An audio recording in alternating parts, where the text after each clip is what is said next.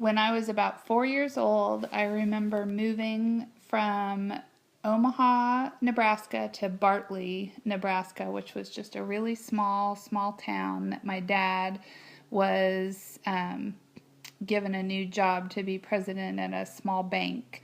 And I remember the house that we moved to had an old kind of fenced in dog run in the back that I turned into a fort.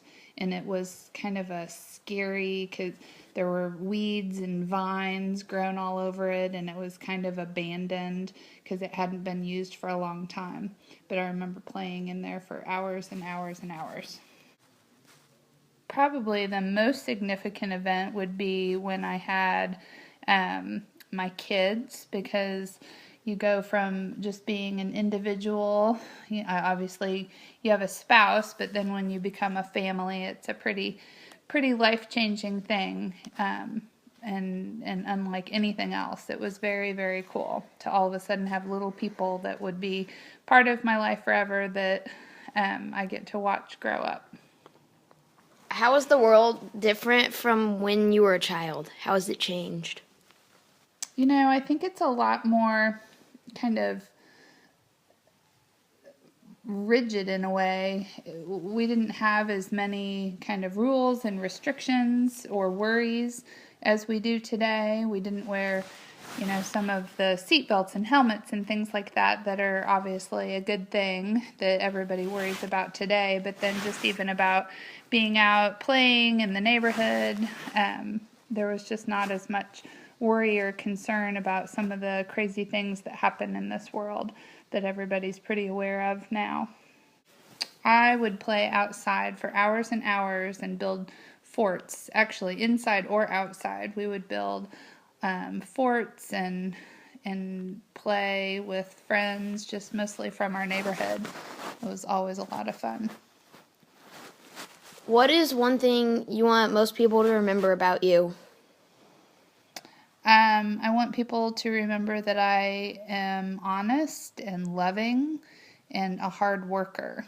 I think are probably some of the most important things or qualities that a person can have. And I certainly try to exude all of those and hope people remember me by those things.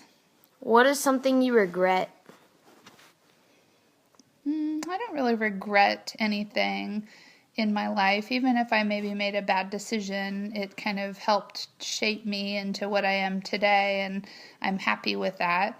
I guess if anything, there was probably a little bit of time when my mom was sick with cancer, and I had my family and younger kids, and I was very torn about spending time with everybody, and I guess I regret probably not focusing a little bit more time to be with her before she died.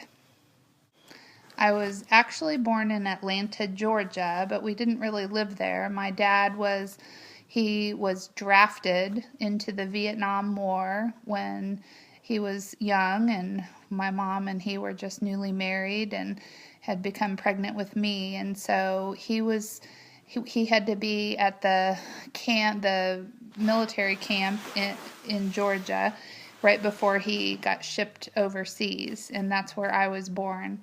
And so after he left, my mom and I went back to the hometown that my mom grew up in, and we lived with her family, who was younger, so she had some siblings that were still in high school, and then my grandma and grandpa.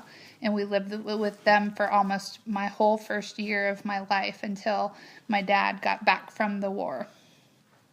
Have you lived in Omaha basically your entire life?